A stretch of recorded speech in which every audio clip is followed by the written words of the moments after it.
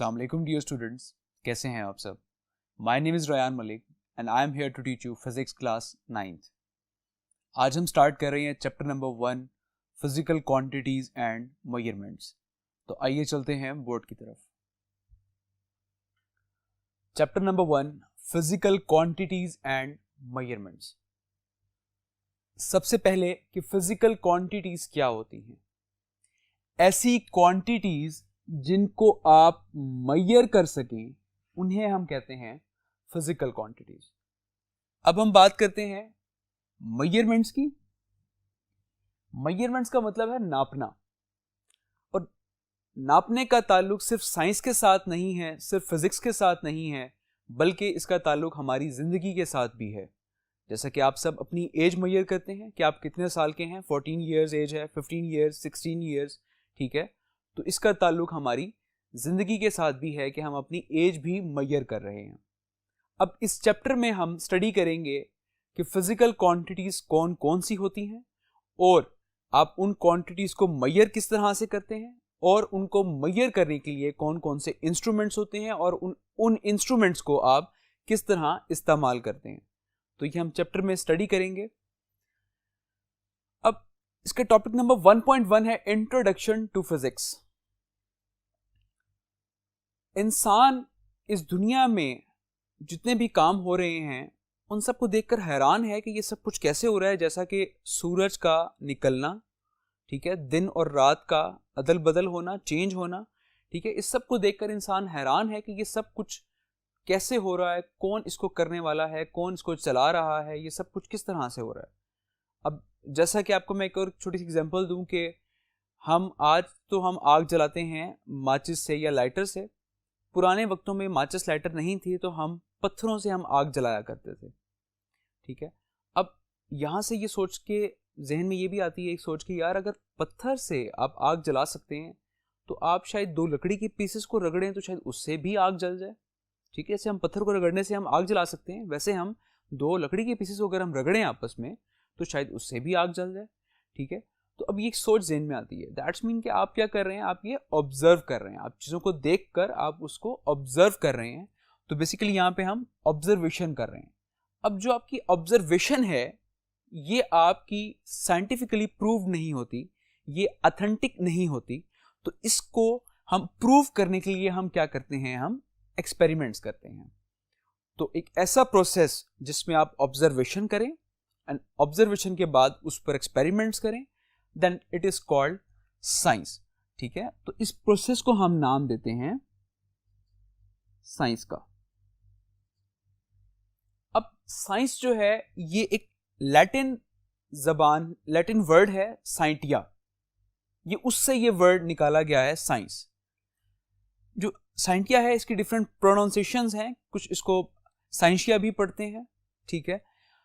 अब साइंटिया का बेसिकली मतलब है नॉलेज, तो हम कह सकते हैं कि साइंस का मतलब है इल्म, नॉलेज। Is it clear? अब अगर हम थोड़ा सा पीछे चले जाएं लाइक 18th सेंचुरी में, तो 18th सेंचुरी में ये जो हम डिफरेंट बुक्स स्टडी कर रहे हैं, फिजिक्स, केमिस्ट्री, बायोलॉजी, मैथमेटिक्स, ये सब नहीं थे। तब सिर्फ एक ही सब्जेक्ट हुआ करता था and it's name is natural philosophy, ठीक है। तब ये जितने भी सारे सब्जेक्ट्स हैं, मैथ, केमिस्ट्री, साइंस, बायोलॉजी, ये सब हम इसी एक सब्जेक्ट के अंदर हम स्टडी किया करते थे। फिर इस नेचुरल फिलोसफी को फर्दर डिवाइड कर दिया गया 2 मेन स्ट्रीम्स में, एक है फिजिकल साइंसेस और एक है बायोलॉजिकल साइंसेस। फिजिकल साइंसेस में हम सारे नॉन लिविंग थिंग्स को डिस्कस करते हैं,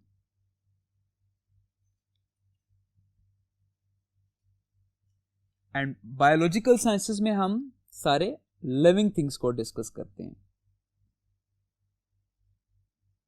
आई होप आपको लिविंग थिंग और नॉन लिविंग थिंग का डिफरेंस क्लियर होगा कि लिविंग थिंग वो जो सांस लेते हैं, नॉन लिविंग थिंग वो जो सांस नहीं लेते, ठीक है। अच्छा, अब हम अक्सर ये कहते हैं कि यार एक चीज़ जो हरकत कर रही है, जो मोशन में है, तो वो भी तो लिविंग थिंग में शायद हम उसको लेते हैं। लाइक फॉर एग्जांपल अगर हवा चल रही है तो हवा तो हरकत में है, मोशन में है, ठीक है, लेकिन वो सांस नहीं लेती, तो दैट्स वाई उसको हम कहेंगे कि वो नॉन लिविंग थिंग है, ठीक है। सेम ऐसे ही अगर अर्थ की बात करें तो अर्थ हरकत कर रही है, रोटेशन में है, ठीक है, मूव कर रही है, लेकिन वो भी सांस नहीं लेती, तो वो भी नॉन लिविंग थिंग में आ जाएगी। ठीक है, तो ऐसी चीज़ें जो सांस नहीं लेती वो नॉन लिविंग थिंग्स होती हैं, और जो सांस लेती हैं वो लिविंग थिंग्स होती हैं। ठीक है, और हम ये कह सकते हैं जितनी भी नॉन लिविंग थिंग्स हैं उसको हम स्टडी करते हैं फिजिकल साइंसेज में, और जितनी भी लिविंग थिंग्स हैं उनको हम स्टडी करते हैं बायोलॉजिकल साइंसेज में। ठीक है, तो आइए चलते हैं नेक्स्ट बोर्ड की तरफ।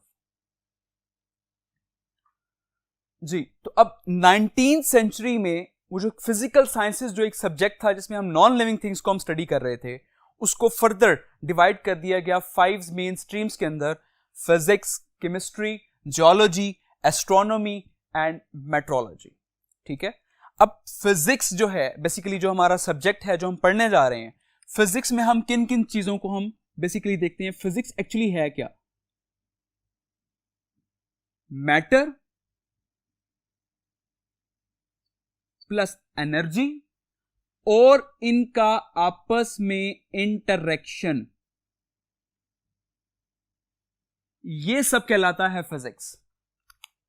अब फिजिक्स में हमने कहा कि मैटर, एनर्जी पहले हम स्टडी करते हैं। मैटर क्या होता है? मैटर कोई भी ऐसी चीज होती है जो स्पेस ऑक्यूपाई करे, जिसका कोई ना कोई वॉल्यूम हो।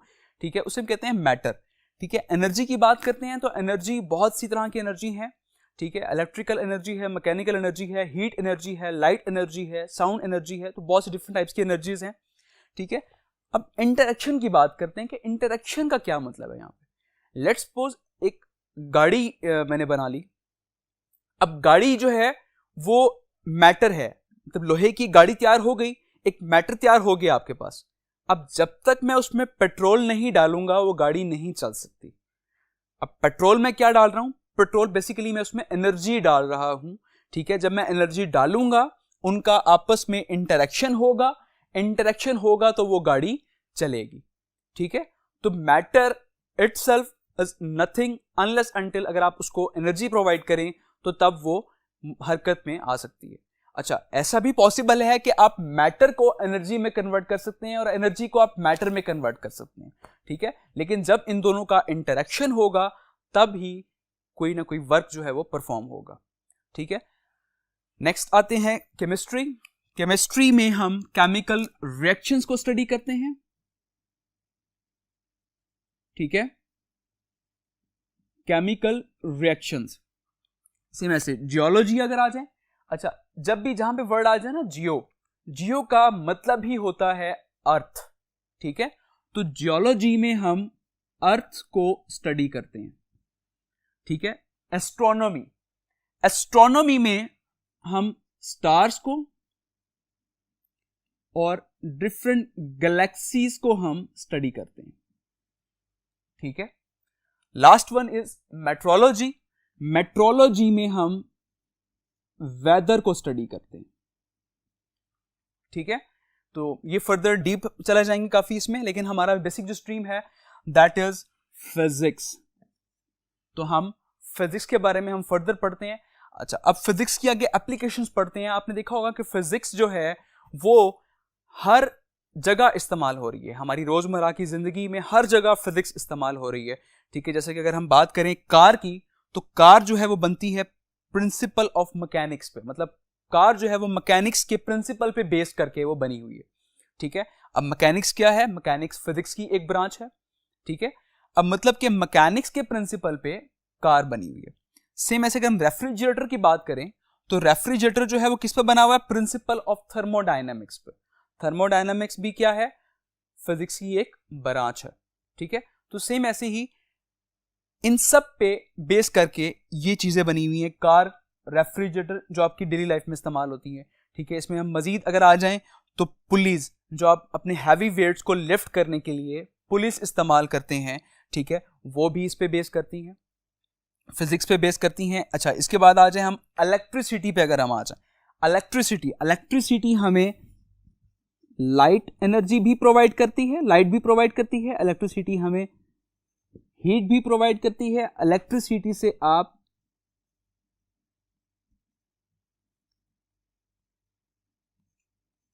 मैकेनिकल एनर्जी भी आप बना सकते हैं। ठीक है, तो इन मतलब इससे और भी बहुत सी एग्जांपल्स हैं इसकी कि आप किस तरह से कन्वर्ट कर सकते हैं, लेकिन इलेक्ट्रिसिटी भी क्या है, हमारी डेली लाइफ में ही इस्तेमाल हो रही है, जिससे हम लाइट भी ले सकते हैं, हीट भी ले सकते हैं, और आप मैकेनिकल एनर्जी भी ले सकते हैं। अच्छा, इसके बाद अगर हम आ जाएं ट्रांसपोर्टेशन, ट्रांसपोर्टेशन के लिए हम डिफरेंट कार्स यूज करते हैं, हम व्हीकल्स यूज करते हैं, ठीक है। तो इन सब, ये भी सब क्या है एक्चुअली, जो एप्लीकेशंस हैं ये फिजिक्स की। अप्लायंसेस पे अगर हम आ जाएं, अप्लायंसेस में आपके फ्रिज हैं, आपके ओवन्स हैं, वॉशिंग मशीन्स हैं, ठीक है, बहुत सी चीजें हैं इस तरह से। तो ये भी सब क्या है, ये भी फिजिक्स की एप्लीकेशन है, ठीक है। नेक्स्ट एप्लीकेशंस को स्टडी करने के लिए हम चलते हैं नेक्स्ट बोर्ड की तरफ। जी, last one application which is communication. तो अब कम्युनिकेशन आप कर रहे हैं, कम्युनिकेशन में हम रेडियो यूज करते हैं, टेलीविजन भी कम्युनिकेशन का एक सोर्स है। हाँ, one of the most important which is mobile. तो हम मोबाइल भी हम इस्तेमाल करते हैं कम्युनिकेशन के लिए, ठीक है। अब मोबाइल जो है, आप देखें कि उसने हमारी लाइफ को कितना आसान और कितना तेज बना दी है। एक मोबाइल, छोटी सी डिवाइस जिसके अंदर आप ईमेल्स भी कर सकते हैं, आप इंटरनेट भी यूज़ कर सकते हैं, इसके अलावा आप मोबाइल से मैसेजेस कर सकते हैं, आप कॉल्स कर सकते हैं, आप इवन कि मोबाइल के अंदर रेडियो भी इन्वॉल्व है, ठीक है, रेडियो भी आ गया मोबाइल के अंदर कैलकुलेटर भी है, ठीक है। आप इन सब चीज़ें जो हैं वो अब एक छोटी सी डिवाइस के अंदर डाल दी गई हैं, और आप इस छोटी सी डिवाइस से आप हर तरह की कम्युनिकेशन जो है वो आप कर सकते हैं, ठीक है। अब ये मोबाइल जो है इट्सल्फ, ये भी एप्लीकेशन है फिजिक्स की, ठीक है। तो अब आप देखें कि हमारी रोज़मर्रा की ज़िंदगी में किस किस तरह से हर जगह पे आपके अप्लायंसेस हैं, आपकी कार्स हैं, रेफ्रिजरेटर्स हैं, ठीक है, आपकी ट्रांसपोर्टेशन है, मतलब कि मोबाइल, ईच एंड एवरीथिंग, हर जगह फिजिक्स कहीं ना कहीं आपके हर जगह इन्वॉल्व है, ठीक है। तो फिजिक्स जो है बेसिकली बहुत ही इंपॉर्टेंट सब्जेक्ट है, जिसको आप अपनी डेली लाइफ में हर जगह आप कहीं ना कहीं इस्तेमाल होते हुए देख रहे होंगे, ठीक है। अब असल चीज आ गई इफेक्ट्स। आप फिजिक्स की वजह से आपकी लाइफ आसान तो हो गई है, अप्लायंसेस बन गई हैं, बहुत सी चीजें बन गई हैं, हमारी लाइफ आसान तो हो गई है, लेकिन साथ साथ इसकी वजह से कुछ इफेक्ट्स भी कॉज हुए हैं। पहला है एनवायरमेंटल पॉल्यूशन। जहां पे ये फैक्ट्रीज लगाई गई हैं, जहां पे ये सब कुछ बन रहा है, ऑब्वियसली उस फैक्ट्री से कुछ पॉल्यूशन भी बाहर निकल रही होगी। तो वो जो पॉल्यूशन है वो एनवायरनमेंट को ख़राब कर रही है। इसका मतलब ये कि हमारा एनवायरमेंटल पॉल्यूशन जो है वो इसकी वजह से, फिजिक्स की वजह से, जो चीज़ें जहाँ जहाँ बन रही हैं उसकी वजह से वो भी बढ़ती जा रही है, ठीक है। Second thing is the deadly weapons, ठीक है। हमारी फिजिक्स ने, हमारी साइंस ने इतनी तरक्की कर ली है कि हम पुराने वक्तों में हम कम्युनिकेशन करने के लिए हम ख़त इस्तेमाल किया करते थे, लेकिन आज हम मोबाइल फ़ोन इस्तेमाल करते हैं।